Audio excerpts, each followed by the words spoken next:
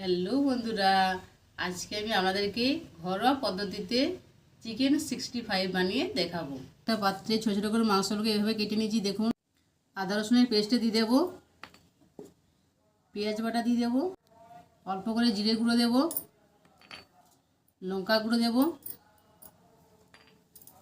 অল্প করে হলুদ গুঁড়ো দিয়ে দেবো, গোলমরিচ গুঁড়ো দিয়ে দেবো, ফেটিয়ে রাখা দইটা দিয়ে দেবো, একটা ডিম দিয়ে দেব। এরপর সবগুলো ভালোভাবে মাখিয়ে নেব। এরপর 1 ঘন্টা রেস্টে রেখে দেব। 1 ঘন্টা পর ফিরে এসেছি। দেখুন বন্ধুরা, দেখি কতটা জল বেরিয়েছে। 1 বাটি কর্নফ্লাওয়ার দিয়ে দেবো, দিয়ে ভালো করে একটু মাখিয়ে নেব। তেল গরম হয়ে গেছে, একে একে ভেজে নেব। এক পিঠ হয়ে গেছে, আরেক পিঠ উল্টিয়ে নেব। লাল লাল করে ভেজে নিয়েছি, এরপর নামিয়ে নেব। রসুন কুচি, আদা কুচি দিয়ে দেব, ক্যাপসিকাম কুচি দিয়ে দেব,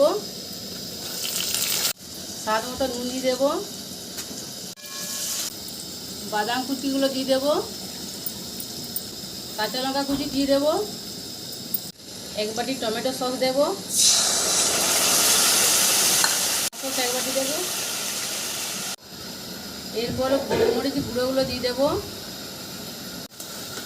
ফুটিয়ে নিয়েছি, ভেজে রাখা মাংসগুলো দিয়ে দেবো।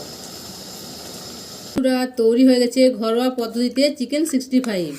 বন্ধুরা, আমার ভিডিও যদি ভালো লেগে থাকে আপনাদের, তাহলে অবশ্যই লাইক, কমেন্ট, শেয়ার করে পাশে থাকবেন।